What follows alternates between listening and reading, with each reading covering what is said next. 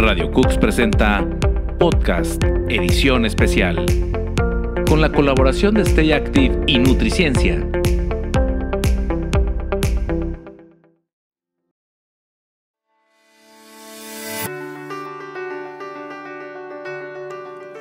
Buen día a todos los que nos escuchan en este espacio, en esta ocasión dedicado a la ciencia detrás de las tendencias nutricionales y a la actividad física en pocas palabras. Agradeciendo el favor de su sintonía, los saluda la maestra en nutrición Ana Flores, del podcast de Nutriciencia, y el maestro en actividad física y estilo de vida Sergio Copado, del podcast de Stay Active. Agradecemos a las personas que hacen posible este programa en coordinación de producción, controles técnicos y especialmente a todas las personas que sintonizan este podcast. El tema de día de hoy muy interesante, es evaluación corporal del deportista, más allá del peso. Para iniciar con este tema, vamos a escuchar primero lo que nos dicen algunos nutriólogos, algunas nutriólogas en formación con la siguiente pregunta. ¿Cuál es la importancia de la evaluación corporal en los deportistas? Vamos a escucharles.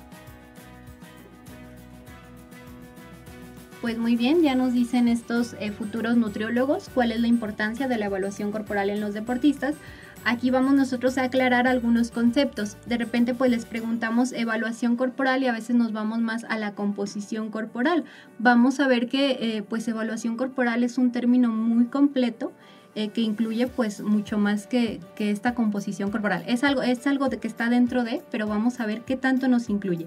Pero primeramente comentar, Sergio, a todo nuestro público, que si bien el tema de hoy es evaluación corporal del deportista, claro que será un tema de gran interés para los deportistas, pues yo pienso que también puede ser de interés en general para el público, porque vamos a estar hablando precisamente de qué es esto, de la composición corporal, de la evaluación corporal, más allá del peso. O sea, cuando nosotros queremos conocer nuestro cuerpo, queremos evaluar nuestro cuerpo, ¿qué podemos considerar aparte del peso, ¿verdad? Así es, fundamental no solo conocer el dato en crudo, cuánto es lo que peso, cuánto es lo que mido, si hablamos de la estatura, sino también pues decir cómo está compuesto mi cuerpo, cuánta grasa, cuánto músculo, cuánto hueso, también pues el tipo de cuerpo es lo que vamos a estar abarcando en el podcast del día de hoy. Entonces pues acompáñenos, espero sea provechoso para todas y para todos. Creo que sería importante, Ana, poder hablar un poquito de la historia, ¿no? Dónde viene pues esta parte de lo del peso, si lo relacionamos con un concepto que abordaremos llamado antropometría, llamado también cineantropometría. Exactamente, y fíjate que yo he visto, al menos yo veo con mis pacientes que muchos no conocen estos términos de antropometría y cineantropometría. Nosotros como nutriólogos, como expertos en el área de la actividad física y de la nutrición, pues ya son conceptos que manejamos muy comúnmente, ¿no? Pero no sé si nos quieras comentar, Sergio, primeramente a qué se refieren estos dos términos, cuál sería la diferencia, para luego ya adentrarnos un poquito más en el tema. Con mucho gusto, Ana. Bien, vamos a comenzar primero con el concepto de antropometría. Etimológicamente podemos comentar que la palabra antropo, significado hombre, metría, medición. Etimológicamente entonces pues es la medición del hombre. Si vemos un concepto un poco más amplio, son las técnicas entre la toma de circunferencias, la toma de mediciones básicas, de diámetros, son las diferentes técnicas que se emplean para medir precisamente las diferentes dimensiones físicas, ¿sí? de un organismo con equipo especializado pues para ello. Hablamos de antropómetros, hablamos de cintas antropométricas, plicómetros, las propias básculas, ¿sí?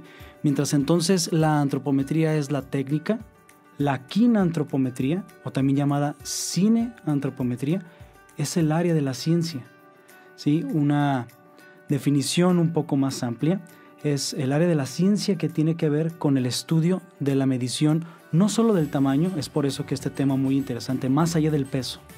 No solamente es la medición del tamaño, del valor en crudo de nuestras mediciones, cuánto peso, cuánto mido, sino también la medición, el estudio de la medición del tamaño, de la forma, que ahí hace alusión al somatotipo y que más adelante estaremos platicando también, composición corporal, maduración y función de un organismo con el objetivo precisamente de que se entiendan mejor los procesos de la nutrición, del crecimiento, del entrenamiento, del desarrollo. Es esta conexión entre lo que es la anatomía y el movimiento.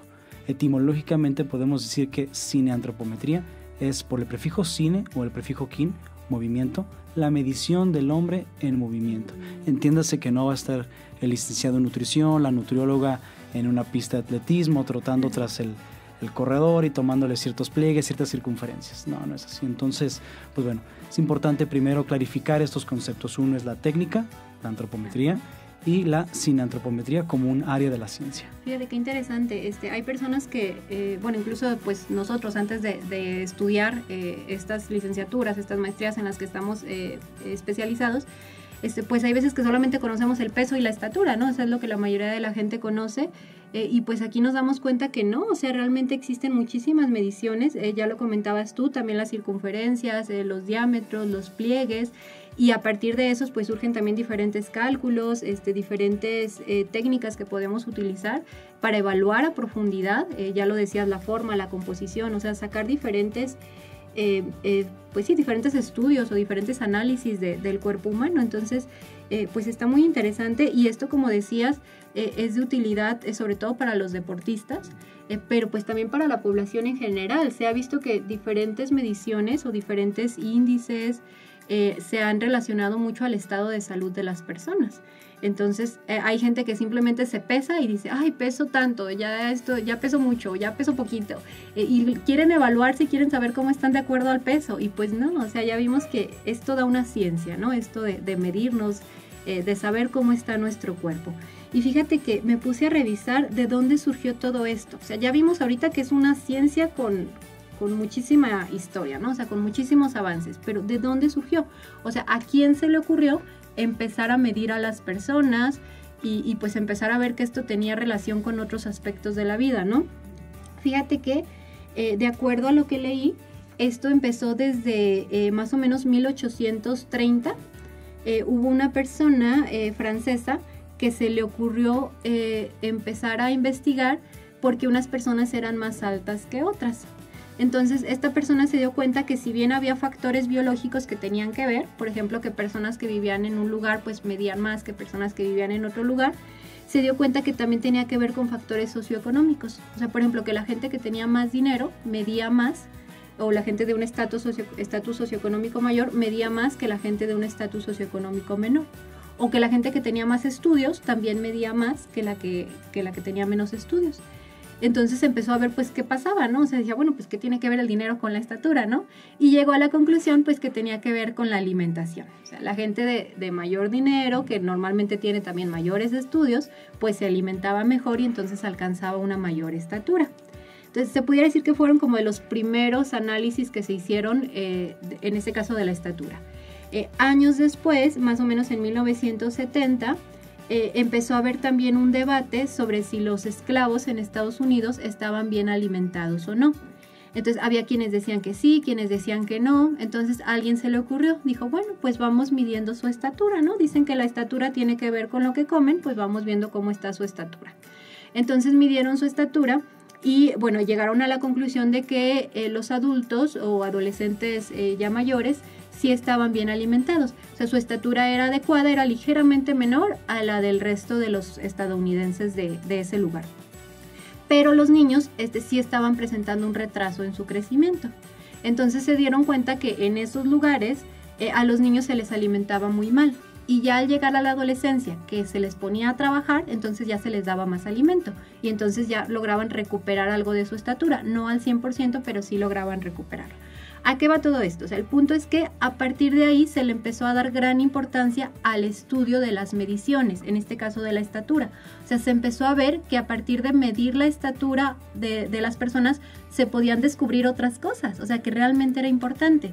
Y pues ya poco a poco se empezaron también a medir el peso y otras mediciones, ¿no? Pero a partir de ahí, o sea, a partir como de 1970 para acá, fue que se le empezó entonces a dar auge a, como tú decías, ahora esto que es ahora toda una ciencia.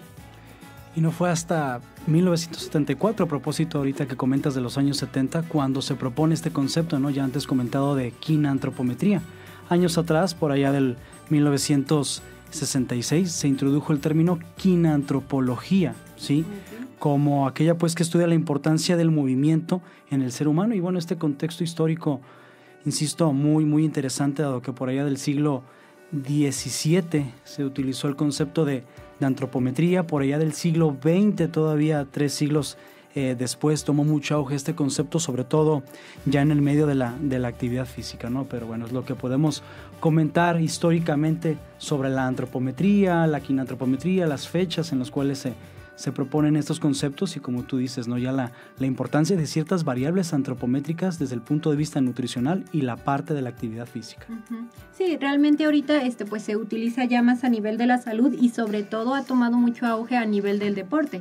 Ya nos decían los nutriólogos que entrevistamos en un inicio, estas mediciones, el conocer la composición corporal de las personas, su forma corporal, pues se ha visto que tiene bastante relación con el rendimiento deportivo, pues realmente en diferentes tipos de deportes. Así es, y la detección de talentos deportivos, también para la mejora del rendimiento físico deportivo, para la naturaleza, ¿sí? de cada deporte.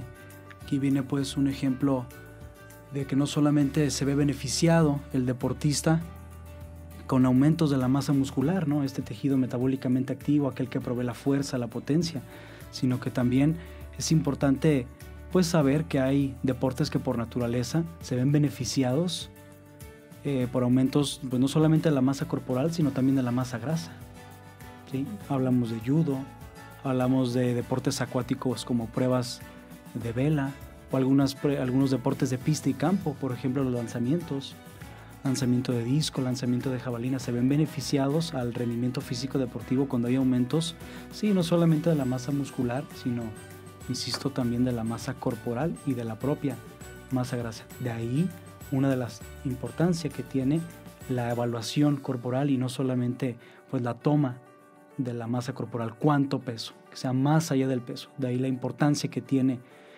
lo que estamos resaltando, ¿no? De este tema en combinación con ustedes, Nutriciencia. Sí, fíjate que qué interesante, la verdad, aquí ahora sí que tú eres el experto en deportes, yo me confieso, no soy muy conocedora de ese tema, pero incluso desde el ámbito clínico, pues yo me doy cuenta de eso, ¿no? O sea, de que no es solamente el peso, hay muchas personas que de repente se obsesionan mucho por bajar de peso, o incluso a lo mejor llegan a considerar también su porcentaje de grasa y se obsesionan por bajar su porcentaje de grasa, pero a lo mejor no consideran, como tú lo dices, su cantidad de músculo, o a veces no consideran incluso sus propios objetivos. O sea, a lo mejor ellos tienen el objetivo de practicar cierto deporte o a lo mejor tienen cierta enfermedad, cierto estado de salud. Entonces, en base a todo eso es que debemos establecer nuestros objetivos. También aquí hay que considerar mucho, por ejemplo, las personas que tienen algún trastorno de la conducta alimentaria.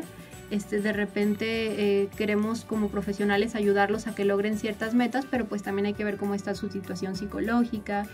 Ahora sí que son muchas variables las que hay que considerar, pero como dices, pues más allá que el peso, ¿no? Son muchas cuestiones las que tenemos que... ahora sí que es una evaluación integral. Nosotros aquí nos estamos enfocando en las mediciones del cuerpo, pero cuando a una persona le estamos dando recomendaciones para cambiar su composición corporal o su forma corporal, pues obviamente ya hicimos una evaluación integral de sus objetivos, de su alimentación, en el caso de los deportistas, pues de cuáles son sus objetivos deportivos, cómo es su entrenamiento, la intensidad, sus competencias, o sea, se hace una evaluación muy completa para entonces ahora sí poder trabajar en sus objetivos en cuanto a su cuerpo, o sea, en cuanto a qué queremos lograr, tanto en peso como en el resto de las mediciones. Y bueno, pues hablando entonces ya decíamos que hay medidas más allá que el peso. Vamos a hablar un poquito de las básicas, de las que podemos tomar en población general, y si te parece luego nos hablas tú un poquito más, Sergio, de las que son como más específicas o más utilizadas en el ámbito del deporte. Claro que sí, con mucho gusto. Sí, por ejemplo, bueno, las que yo más conozco o aplico, por ejemplo, en mis pacientes, pues sería pues sí, tomar su peso, su estatura, a partir de ahí calculamos el IMC. El IMC, para la gente que nos escucha, creo que es el que es un poquito más conocido, es un cálculo que se saca entre peso y estatura. Ojo, no es el mismo que el porcentaje de grasa. O sea, IMC sacamos con la medición de peso y estatura. Y en el caso de los adultos, pues lo interpretamos en ciertos puntos de corte, que sería a partir de 25 sobrepeso, a partir de 30 obesidad. Y tenemos otras clasificaciones para grados de obesidad, para bajo peso, pero sí aquí importante saber que aunque el IMC es muy práctico, o sea, nos puede ayudar de forma rápida a saber cómo es nuestro estado nutricional, no nos distingue entre nuestra cantidad de grasa y de músculo. Entonces, por ejemplo, una persona que es deportista o que hace mucho ejercicio muscular y tiene mucho o tiene elevado su músculo, lo más probable es que tenga un índice de masa corporal mayor, ¿no, Sergio? No Así sé, es. por tu experiencia. Lo has dicho muy bien. Sí, pongamos un ejemplo. Yo invito a las y los que nos escuchan que visualicemos a dos deportistas, ambos con la misma masa corporal, que por lo general le conocemos pues así al peso, ¿sí? Y una misma estatura de pie. Bien, ya lo comentó Ana, que son las variables antropométricas que se necesitan para la obtención del IMC, el índice de la masa corporal, índice de Quetelet, en honor a su descubridor, dicho sea de paso, ¿no? Se obtiene pues dividiendo prácticamente la masa corporal expresada en kilogramos entre la estatura expresada en metros al cuadrado, y bueno, se obtiene un valor cuya unidad de medida son kilogramos por metro cuadrado. Y entonces, retomando ese ejemplo de los dos deportistas con la misma masa corporal y la misma estatura, por ende obtendrán el mismo índice de masa corporal. Vamos a ejemplificar un 32.1 kilogramos por metro cuadrado, y que de acuerdo con la Organización Mundial de la Salud, sus puntos de corte, pues ambos deportistas estarían clasificados como obesidad, definida esta como patologías, ¿no?, que se caracterizan, una patología caracterizada por un acúmulo anormal y excesivo de grasa que puede ser perjudicial para la salud. Entonces, si podemos observar a ojo, si me permiten la expresión, a estos dos deportistas, pues a uno lo vemos, pues sí, precisamente con un contenido anormal y excesivo de grasa, y al otro, a simple vista, lo vemos con un importante contenido de masa musculoesquelética. Entonces, bien lo has dicho, Ana, el índice de la masa corporal, un indicador epidemiológico costeable, práctico, muy rápido, ¿sí? Uno de los tantos pros que tienen en el entorno clínico. En el entorno deportivo hay que ser cuidadosos, porque no distingue grasa, músculo, hueso, vísceras, ¿sí? Entonces hay uno de los pros, uno de los contras que tiene pues este indicador. Aquí lo que yo les recomiendo, si en alguna ocasión les hacen una evaluación y su IMC sale elevado, les recomiendo que asistan con su nutriólogo para que les haga una evaluación un poquito más profunda. A mí me ha pasado que llegan y me dicen, oye, es que en mi clínica donde me atiendo, me dijeron que tenía sobrepeso, obesidad, y a la hora de hacerles la evaluación más profunda, midiendo su porcentaje de grasa, o sea, ya tomando un poquito más de mediciones, pues ya nos damos cuenta de que no, o sea, o a veces al contrario, confirmamos de que sí, que realmente tenía sobrepeso o obesidad. Entonces, sí ahora sí que una señal, o nos puede ayudar como a ponernos el foco rojo, como a decir, oye, necesitas una evaluación más profunda, pero no quedarnos con el puro diagnóstico del IMC, ¿no?, sino que irnos un poquito más allá. Otras mediciones que también son muy importantes o muy utilizadas, sobre todo en el ámbito clínico, son la cintura y el índice cintura-cadera. Ojo aquí, estas se toman principalmente, hablando primero de la cintura, porque refleja la grasita que hay en nuestra zona abdominal. Recordemos que nuestra zona abdominal es la que contiene nuestros órganos vitales. Entonces, entre más grasita haya en esa zona, pues hay más riesgo de que esa grasita entre a nuestros órganos y que pues vayamos desarrollando alguna enfermedad, ¿no?, ya sea pues en el hígado, en el corazón o en alguno de nuestros órganos vitales. Es por eso que se toma la medición de la cintura.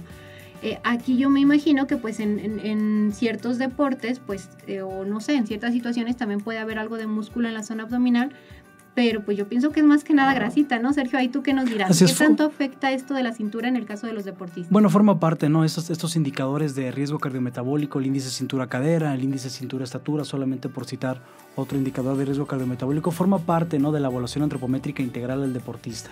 Sí, sobre todo muy importante la evaluación, por ejemplo, de la circunferencia de cintura. Viene ahorita a mi mente a estos deportes estéticos, ¿no? Estos deportes de apreciación como la gimnasia, sí, como esta parte también del ballet, ¿no? Es lo que yo puedo comentarte en relación con el aspecto deportivo, que forman parte de la evaluación antropométrica integral, sí, del deportista, para ver cómo estamos en esta parte cardiometabólicamente hablando, si me permite la expresión, y también por la naturaleza de ese deporte en particular. Okay. Sí, ya en el ámbito clínico, pues sí saber que hay puntos de corte que se han relacionado pues a enfermedades, ¿no? Por ejemplo, en el caso de la cintura, lo ideal que se recomienda pues es que en la mujer sea menor a 80 centímetros, en el hombre menor a 90, ya si somos un poquito menos estrictos, pues en las mujeres mayor a 88 ya se considera elevado, en los hombres mayor a 102. Otro índice relacionado a la cintura pues es el índice cintura-cadera. Este ya nos habla qué tanta cintura tenemos en relación al tamaño de nuestra cadera. Fíjate que por una parte sí tiene relación con la parte de salud, porque se ha visto precisamente esta parte, que si nuestra grasita está más acumulada en el abdomen, en lugar de en la zona de la cadera, pues hay mayor riesgo cardiovascular, ¿no? A diferencia de la grasita de la cadera, que esa se ha visto que no nos da tanto riesgo o tanto impacto a nivel cardiovascular. Pero este índice también, ahorita que tú lo mencionabas, Sergio, tiene también más que ver con lo estético. O sea, normalmente, pues, en el caso de las mujeres sobre todo, pues se considera más estético el tener más cadera y menos cintura, ¿no? Entonces, creo que este índice surgió más desde el punto de vista de la salud, pero también se ha utilizado, pues, al menos de manera cotidiana, pues, desde el punto de vista estético. Esta parte estética, ¿no? Por ahí lo androide y lo ginecoide. Exactamente. ¿No? En forma de pera, en forma de manzana, que por ahí vemos algunas imágenes, o que seguramente también dentro del consultorio nutricional, pues también se dan esos términos, ¿no? Esos ejemplos con estos indicadores. Aquí lo que hay que tener cuidado con el índice cintura-cadera es que si bien nos dice cómo está distribuida nuestra grasita, no porque este índice esté dentro de lo correcto quiere decir que ya no tengamos sobrepeso o obesidad. ¿A qué me refiero? Alguien puede tener elevada su cintura, pero tener mucho más elevada su cadera. Y al final de cuentas tener su índice dentro de lo normal, pero aún así tener sobrepeso o obesidad, ¿no? Entonces tampoco dejarnos llevar solo por este índice. Ya lo decíamos, lo ideal es que la evaluación sea integral, o sea, considerar las diferentes mediciones. Y bueno, creo que en el ámbito clínico más común, estas son las principales mediciones que se toman, sobre todo cuando una persona asiste a consulta. Ya si nos vamos un poquito más a profundidad, y que sería lo ideal en una consulta nutricional, pues ya introducimos pues el concepto de la composición corporal, ¿no? Ver el porcentaje de grasa, de músculo, de agua. Y ahora sí vamos viendo qué método sería el ideal, o qué significan estos valores de porcentaje de grasa. Muy bien, Ana. Primero vamos partiendo desde definiciones también. ¿Qué es composición corporal? Palabras más, palabras menos, pues de qué está compuesto mi cuerpo. Este bien puede ser dividido, puede ser fraccionado en dos compartimentos. Es decir, cuánta grasa tengo y cuánta masa magra tengo. Para las y los que nos escuchan, la masa magra se compone de la masa de nuestros músculos, de la masa de nuestros huesos y la masa de nuestras vísceras. Pero también el profesional de la salud está facultado para sí realizar mediciones para determinar la composición corporal y fraccionar el cuerpo no solamente en dos compartimentos, sino también en 4. Es decir, cuánta masa grasa, cuánta masa muscular, cuánta masa ósea, masa de nuestros huesos, y masa de nuestras vísceras, también llamado masa residual. Hay otros modelos, otras propuestas de fraccionamiento del cuerpo en 5 compartimentos que incluyen estos 4 ya comentados, más la masa de la piel. Habrá que comentar a las y los radioescuchas que existen diferentes métodos para determinar la composición corporal. Dependiendo de la literatura empleada, por ahí podemos encontrarnos que existen métodos directos, métodos indirectos y métodos doblemente indirectos para determinar la composición corporal. Vamos a empezar con el primero de ellos, que es el método directo, que es la disección de los cadáveres. Sí, hay un estudio muy interesante realizado en Bruselas, en Bélgica, que derivado de la disección de cadáveres de ancianos, pues se tienen a la mano, ¿no?, algunas ecuaciones para determinar, por ejemplo, la masa muscular. Sí, diferentes fórmulas, diferentes ecuaciones. Pero bueno, ¿cuál es el pro de este método? Pues bueno, es el método directo para poder determinar la composición corporal. Pues obviamente alguno de los contras, pues no es un método, pues no es el más adecuado, ¿no?, dentro de la consulta nutricional, por obvias razones. Así es. Si hablamos de los métodos indirectos, algunos de los métodos indirectos para determinar la composición corporal, pues está la resonancia magnética nuclear, está la absorciometría radiográfica de energía dual de rayos X, en otras palabras el DEXA, la densitometría ósea. Sí, que dicho sea de paso, este último método pues tienen antecedentes para determinar precisamente la densidad mineral ósea, pero hay que decirlo, no son todos los métodos indirectos para determinar la composición corporal, solamente estoy citando 2 de ellos, pero que estos tienen la ventaja. El primero, la resonancia magnética nuclear, que algunas referencias lo ponen como el estándar de oro para determinar la composición corporal. Sin embargo, pues el peso y el tamaño de los equipos pues imposibilita el fácil traslado. Si pensamos en algún nutriólogo o en alguna nutrióloga que pues bueno, va a domicilio, ¿sí?, para consultar a algún paciente, cliente, atleta, pues imposibilita, ¿no?, este fácil traslado de este equipo, de este material. ¿Qué nos dices del costo? Sí, también el costo obviamente, pues probablemente no sea tan asequible si lo comparamos con otros métodos, ¿sí? Por supuesto. El costo para el nutriólogo, y obviamente se elevaría el costo de la consulta. Por supuesto, claramente. Entonces, bueno, pueden verse ahí diferentes pros, diferentes contras. Finalmente, si hablamos de los métodos doblemente indirectos para determinar la composición corporal, pues está este análisis, ¿no?, de la impedancia bioeléctrica, sí, VIA, por sus siglas en inglés, análisis de impedancia eléctrica, y la antropometría, ¿no?, que hemos comentado ya también su concepto. Pros, si hablamos de la impedancia del VIA versus la antropometría, pues aquí el factor tiempo, ¿no?, que va de oprimir ciertos botones entre el sexo, el nivel de actividad física, la estatura de pie que tiene el paciente, cliente, atleta, la edad. Y hablamos de menos de 5 minutos y nos da datos de composición corporal dependiendo la marca, dependiendo el modelo, dependiendo cuántos polos tiene ese analizador de la composición corporal. Pues bueno, podemos estar hablando de masa grasa y de masa magra, valores de composición corporal en 2 compartimentos. Si lo comparamos con los 25, 30, 40, 45 minutos que pues podemos tardar en una evaluación antropométrica, en una antropometría, dependiendo del perfil de medición, si es un perfil restringido, si es un perfil completo, de acuerdo con la metodología de medición de la ISAC o la ISAC, por las siglas en inglés de la Sociedad Internacional para los Avances de la Cinantropometría, ¿sí? ¿Cuáles son otras de las ventajas si lo comparamos con unos métodos indirectos? Pues hablamos que del VIA y de la antropometría, el peso y el tamaño de los equipos, de los instrumentos que se necesitan, la báscula, la cinta antropométrica, el plicómetro, facilitan su fácil traslado si lo comparamos con algunos métodos indirectos ya antes comentados. Pero pues algunos contras, pues se sacrifica precisión, se sacrifica exactitud si se comparan con otros métodos. También da un valor añadido, por ejemplo, si la persona no se encuentra certificada, ¿sí?, ante una sociedad. Por ejemplo, aquí hablamos de la ISAC o la ISAC, que hay que hacer también un paréntesis. Hay que comentarles a las y los radioescuchas, no porque la persona, el nutriólogo o la nutrióloga no se encuentra certificado, no quiere decir que mida bien, ¿sí? Podemos encontrarnos dentro del ejercicio profesional a profesionales de la nutrición que no tienen esta certificación en un nivel 1, en un nivel 2, pero tienen un error técnico de medición por debajo inclusive de aquella persona que se encuentra certificada, ¿sí? Y otro también de los contras que tienen estos métodos doblemente indirectos, pues es que debemos minimizar pues algunos errores, ¿no?, de entre ellos los biológicos. Sí, fíjate que esos son los métodos con los que estoy un poquito más familiarizada, son los que, como tú mismo comentas, por la practicidad, pues solemos utilizar más en la consulta, sobre todo en la consulta pues para la reducción de peso, para enfermedades crónicas, toda esta cuestión, ¿no? Y aún así yo veo que la gente no está muy familiarizada con estos métodos, es decir, no en cualquier lugar donde se recibe una atención nutricional se les hacen este tipo de evaluaciones. Entonces hay veces que la gente ni siquiera llega pues a valorar la importancia de este tipo de evaluaciones, ¿no? Y como ya tú lo comentabas, la gente tiene que conocerlos para poder valorar la consulta y también tomar estas consideraciones que tú decías, que si se le van a tomar mediciones, pues una, que la gente vaya preparada, ¿no?, para que no se sienta incómoda.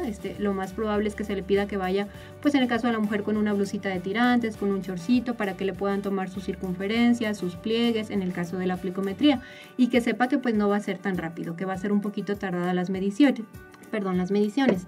Aquí también valorar pues que la persona que lo está midiendo pues probablemente pues tiene una capacitación, ¿no? Entonces valorar el trabajo del nutriólogo o del experto en actividad física que lo está evaluando. Y en el caso de que lo midan con bioimpedancia, que ya tú nos comentabas, normalmente es por medio de una báscula o de un aparato similar a una báscula, para la gente que no está tan familiarizada, pues les comentamos, ¿no? Hay veces que donde mismo que los pesan, ahí mismo ya se lleva a cabo el proceso de impedancia bioeléctrica o bioimpedancia, donde se obtienen sus porcentajes de grasa y de músculo. Entonces también que ellos sepan que este proceso, pues no cualquier báscula te lo da, ¿no? O sea, también saber que tiene que ser una báscula o un equipo que esté calibrado, que esté validado para este procedimiento, y como tú lo decías, Sergio, que la persona tiene que ir con ciertas características. Por ejemplo, aquí se pide que la persona en la hora previa no haya realizado comidas fuertes, que no haya realizado ejercicios intensos, que no se acabe de dar una ducha o que no se acabe de bañar. Por ejemplo, aquí en el caso de las mujeres, en caso de que estén en su periodo de menstruación, pues también habrá que comentárselo a su nutriólogo o a su evaluador, porque también eso probablemente va a afectar los resultados. Ahora sí que ya no van a ser tan confiables o tan comparables con resultados anteriores. E incluso a veces a mis pacientes les da risa, pero yo les pregunto, oye, ¿no tienes estreñimiento? ¿No has tenido diarrea? O sea, todo ese tipo de detallitos nos pueden afectar a la hora de querer comparar las mediciones. O por ejemplo, la hora del día también. O sea, si un día fuiste con tu nutriólogo por la mañana y otro día vas por la tarde, otro día vas más por la noche, tus medidas simplemente ya no van a poder ser tan comparables. Supongo que en el caso de los deportistas, pues igual, ¿no? O sea, si un día lo mides o lo pesas antes del entrenamiento y otro día lo haces después del entrenamiento, pues no.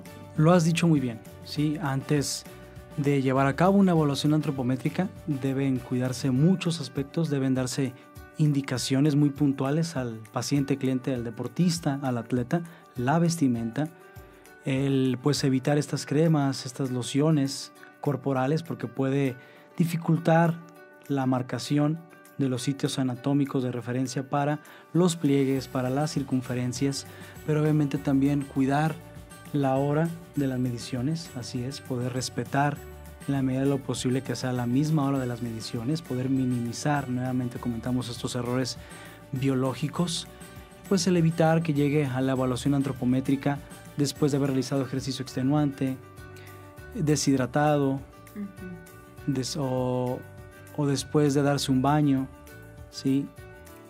Por supuesto son indicaciones, son algunas de las indicaciones que se dan para llevar a cabo una evaluación antropométrica. Ahorita que hablas de deshidratado, recordé, me ha tocado medir de repente a personas que ya a la hora de evaluarlos, pues salen valores medio raros, ¿no? En el caso de la bioimpedancia.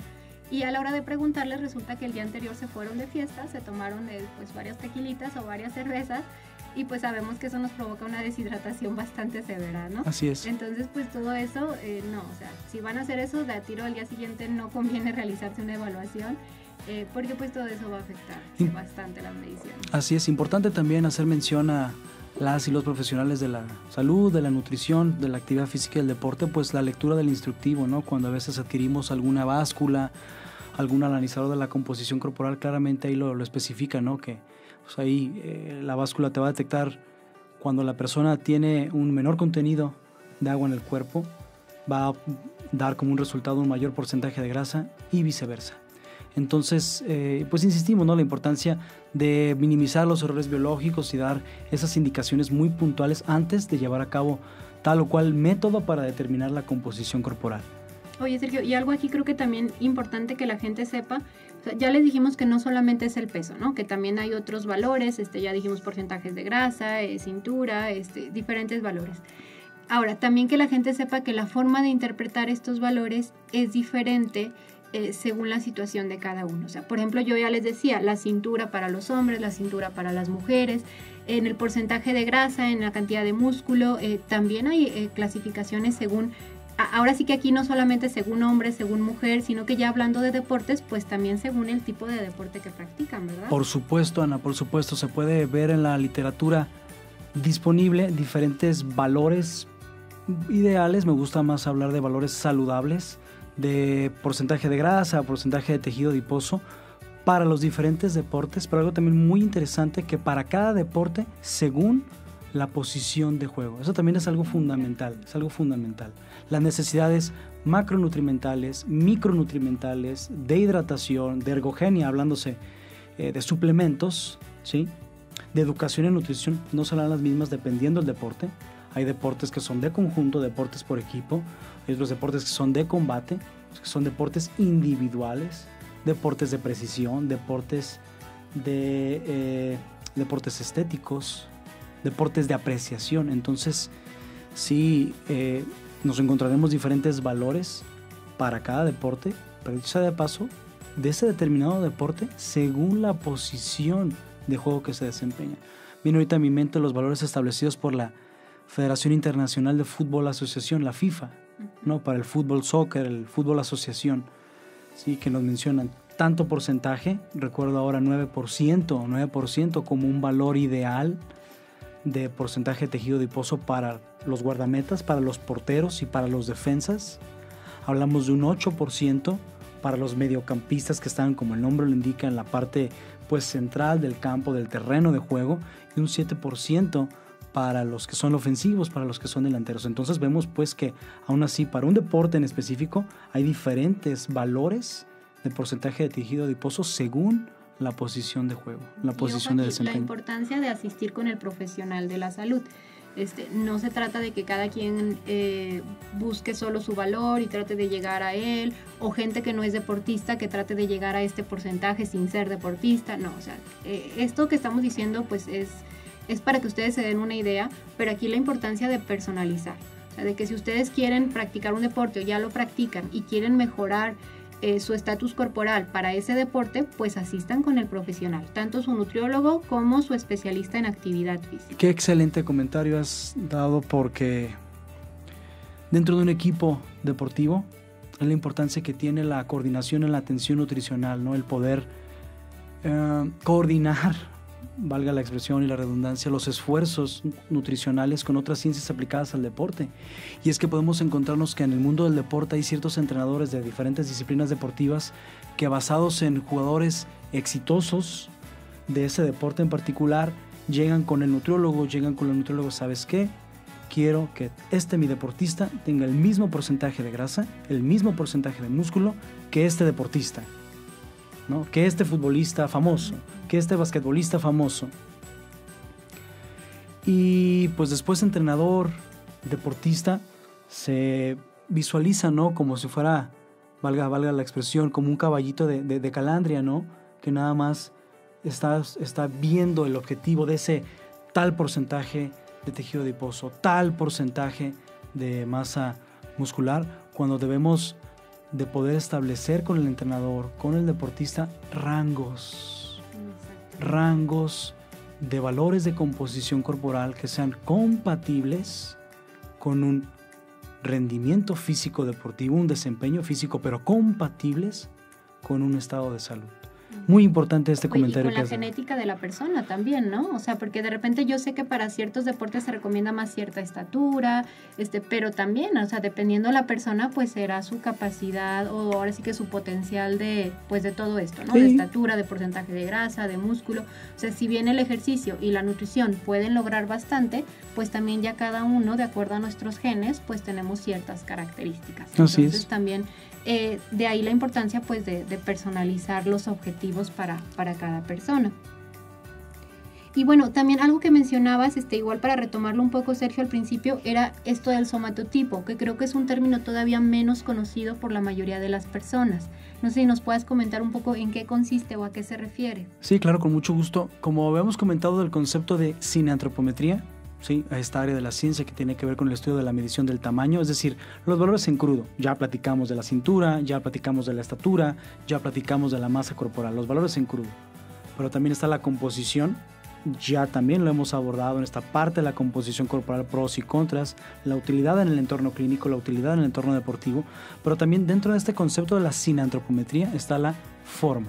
Al hablar de la forma es del somatotipo, tipo de cuerpo, si partimos etimológicamente de la palabra. Pero un concepto que da Lindsay Carter es la cuantificación. El somatotipo se define como la cuantificación, a final de cuentas son cantidades, son números, se expresa en una calificación de 3 números. La cuantificación de la forma y composición actual del cuerpo humano. Obedece entonces a cuestiones más del fenotipo que el genotipo. Hay cuestiones del ambiente, la nutrición, el entrenamiento, el crecimiento, el desarrollo, el proceso salud-enfermedad. Este somatotipo puede ser cambiante gracias a estos aspectos. Insistimos, la nutrición, el crecimiento, el desarrollo, el entrenamiento, el proceso salud-enfermedad. Este somatotipo está expresado en una calificación de 3 números, que son los 3 componentes del somatotipo: la endomorfia, la mesomorfia y la ectomorfia. Para los que nos escuchan, el primer componente, la endomorfia, representa la adiposidad, ¿sí? Este tejido graso, ¿sí? La mesomorfia que es el segundo componente del somatotipo, la magnitud musculoesquelética, la robustez de un cuerpo. Finalmente, la ectomorfia, tercer componente del somatotipo, es la linearidad o la delgadez de un físico. Hay diferentes formas de obtenerlo, de ahí la importancia que se acerquen las y los que nos escuchan al profesional de la salud, al profesional de la nutrición, de las ciencias aplicadas al deporte, para que con una evaluación antropométrica, que hay que decirlo, ¿no?, que de estas 21 variables, por ejemplo, Ana, que establece la ISAC para el perfil restringido, se toman 10 de estas 21 variables antropométricas del perfil restringido de la ISAC para determinar el somatotipo. Ya ahí el profesional de la salud, de la nutrición, de las ciencias aplicadas al deporte, a bien podrá determinarlos utilizando ecuaciones, utilizando softwares, ahora que hay de nutrición para el cálculo no solamente dietético, sino también lo antropométrico, o mediante una planilla de cálculo que por ahí le nombran como la somatoforma. Entonces ahí podemos ver cuál es el somatotipo, el componente del somatotipo predominante en ese paciente, cliente, atleta, y que tras un periodo de tiempo, un periodo de intervención, hablamos de 3, hablamos de 6 meses, producto del plan de nutrición, el plan de alimentación, el plan de hidratación, la suplementación, pues poder ver esos cambios, ¿no?, en el somatotipo. ¿Cuáles son las aplicaciones? ¿Para qué nos sirve el somatotipo? Pues es una herramienta más del análisis de la imagen corporal, ¿no?, esta comparativa entre la forma relativa de los hombres, de las mujeres, pero también para comparar pues el tipo de cuerpo, el somatotipo en diferentes niveles, en diferentes etapas de la competencia. Si hablamos de un deportista de alto rendimiento, si hablamos de un atleta, ¿cuál es mi somatotipo en pretemporada, antes de que inicie la temporada, el calendario de competencias, los partidos, los combates? ¿Cuál es el somatotipo que tengo durante competencia, intracompetencia, y cuál es fuera de competencia, fuera de todo calendario de competiciones? ¿Sí? Pues muy interesante este tema, ahora sí que es una probadita de todo lo que hay. Nuestra intención pues es que se interesen por este tema, como ya decía Sergio, si les llama la atención, pues hay que ir con su profesional, hay que pedirle que les mida, ahora sí que más bien que les realice una evaluación completa, que les dé la evaluación de su somatotipo, y ojo, como yo les decía, pues hay que valorar todo esto, o sea, todo esto realmente... ya lo decía Sergio, son personas que se capacitan, o al menos así debería de ser, o sea, que toman cursos para realmente tomar las mediciones de forma muy exacta, de forma muy confiable, y pues no solo se queda ahí, sino que se tienen que realizar diferentes cálculos para entonces poder dar la interpretación al paciente o al deportista. Entonces es toda una ciencia, ya lo decíamos, es algo muy complejo, pero está muy interesante. Veíamos que puede ser de mayor interés para los que se dedican a algún deporte, pero incluso para la población general. Varios de estos indicadores, ya lo comentábamos, tienen que ver con salud, o sea, hablando desde las mediciones del IMC, del porcentaje de grasa o la composición corporal, mediciones de cintura, índice cintura-cadera. Si les interesa ya un poquito más la parte estética, pues también esto del somatotipo, que si bien es de utilidad para el deporte, pues también nos tiene que ver con la parte estética. Realmente pues tienen muchísima utilidad o muchísima forma de aplicar todo este tipo de mediciones, y pues poco se conoce a veces, ¿no?, en relación a esto. Entonces, si a ustedes les interesa este tema, pues hay que acercarse con su profesional de la salud, de la nutrición, o en este caso pues también de la actividad física y el deporte. Pues no sé, Sergio, que si quieras dar una conclusión, un último comentario. Sí, bueno, tengo dos, Ana, si me lo permites.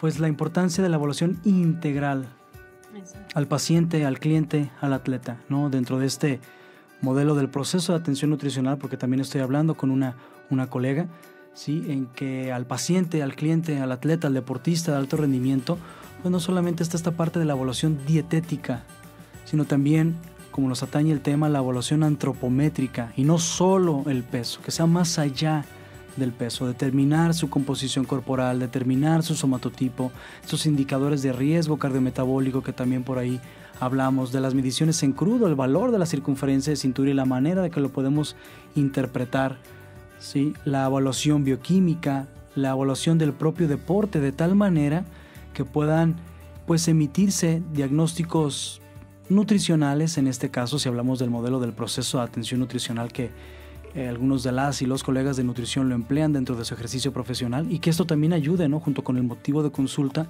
a una oportuna, una adecuada intervención nutricional, un adecuado plan de alimentación, plan de hidratación, suplementación, educación nutricional, esta parte de la coordinación en la atención nutricia que pueda establecer esta comunicación efectiva con las diferentes ciencias de la salud, las diferentes ciencias aplicadas al deporte, con el entrenador, con el preparador físico, con el médico del deporte, solo por citar algunas ciencias, ¿sí? Y obviamente pues que todo ello nos dé un adecuado monitoreo para ver cómo avanza o qué retrocesos tiene mi paciente, cliente atleta en cuestión de su motivo de consulta. Y lo otro, pues invitar a la audiencia a que se acerquen precisamente con los profesionales de la salud, el profesional de la nutrición, de las ciencias aplicadas al deporte, al licenciado en nutrición, al licenciado en cultura física y deportes, para que tras una evaluación, pues bueno, pueda establecerse, como lo he comentado ya en la primera conclusión, una adecuada intervención y un oportuno también, pues un oportuno seguimiento. Pues así es, lo has dicho muy bien, Sergio. Entonces pues sería todo de este programa. Agradecemos mucho su atención en este programa, pues en este episodio especial en el que pudimos conjuntar el punto de vista tanto de Nutriciencia como de Stay Active. Esperemos les haya gustado, haya sido de su interés, de su agrado, y pues muchas gracias por su tiempo. Muchas gracias.